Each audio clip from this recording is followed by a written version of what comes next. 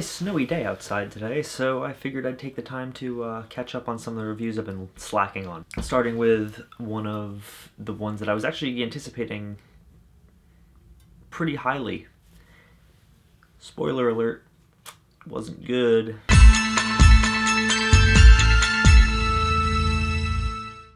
People started saying she was a witch. If you knocked on her door, she would come and get you. Don't Knock Twice is a film directed by Caradog James, and it stars Katie Sackhoff and Lucy Boynton, and it tells the story of a mother who's trying to reunite with her estranged daughter, and her estranged daughter happens to be being stalked by a supernatural force that comes after people who knock on its door. Like I said, I had pretty high hopes for this one based on the trailers. It looked like it could be really cool. The visuals looked great. It looked like it could be really creepy and just fun, and it wasn't. It was a chore to get through. It wasn't overtly terrible. It had some good things going for it, albeit very few, and the bad far outweighed the good. Overall, it was just really kind of a mess. It's weirdly paced. It's moderately decently acted, I guess, and it's got a ton of problems. I can't really stress that enough. So I'm just gonna kind of dive right into everything. First off, I mean, what I liked about this movie, the acting is all right. I mean, it was definitely not great, but I mean, Katie Sackhoff's fine. Lucy Boynton's fine. She has very nice eyelashes. Also, I mean, Javier Botet's in this movie, and he's just a really great creature actor with his really long, lanky body. He was awesome as the Crooked Man in The Conjuring 2. He was awesome as the creepy witch thing in this. He's just got great body movement, and he really has just an imposing silhouette. I think that's really cool, and that adds to a certain creepiness that this movie has.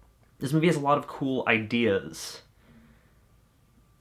but it doesn't know what to do with them, and that's a really huge problem, is that nothing in this movie is really explored or explained or anything. It's a whole lot of things happen and people act as though they're minorly inconvenienced by them, and then you're on to the next scene, and it's really just strange. A lot of this movie just feels very convenient. Things just happen for the sake of plot convenience. Characters show up for no reason, simply to further the plot along. Things happen just for the sake of pushing the plot forward, and really none of it feels earned or makes sense, and it's really just disappointing in that regard, because you're just sitting there watching and just thinking, you can't get invested in any of it, because none of it feels earned or deserved in any way. This is a very dark film too, and I don't mean in terms of subject matter. I mean, it's very poorly lit. The entire film is so dark and so gray, and on top of that, it's just badly lit, so I feel as though I could have been watching a black screen for about 70% of this movie. It felt like it might as well have been watching a black screen for 70% of the film, because I couldn't tell what was going on for a lot of it. Also, the pacing in this movie is just completely fucking ludicrous. Like I said, within 15 minutes, you're already into the thick of things, which, I mean, usually is a good thing, but because of the fact that it's so breakneck, you have no time to develop characters, you have no time to develop the rules of this universe, you have no time to explore the motivations of anything that's happening. So it just all feels very flat and forced, and nothing really feels earned at all. Who are these? Why are these people knocking on the door? Who cares? Who are they? I don't fucking know. I think that really the biggest thing I can say is the pacing. It just feels so wrong, because things are happening at such a weird pace that everything feels sort of just jumbled and out of order and flat. And that's the best word I can use to describe this movie, is flat. It doesn't give you reasons to care about anything that's going on screen.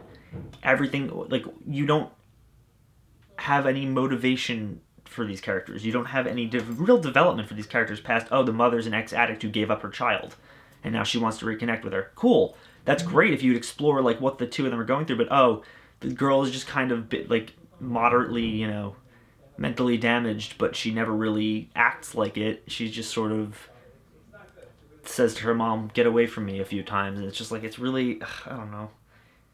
It's really bland, and I'm super disappointed, because this movie, I really had high hopes for this movie, and I'm really upset to see how not good it is. There's no directing style in this movie. There's a bunch of really just, like, mishmash techniques of like that are totally conflicting, and there's no significance to any of them. There's no consistency with any of them. So you'll have it all being directed pretty standard for a horror movie. Then it'll go to like a sort of a James Wan-esque style. Then it'll go to something like Ricky Bates Jr., where they're filming a conversation directly looking into the camera, and it's there's no reason for any of that, and there's no consistency throughout, so it just feels really awkward. Just everything in this movie, like I said, just feels very convenient. Everything happens for the sake of plot convenience, and there's no real actual organic reasoning behind any of it.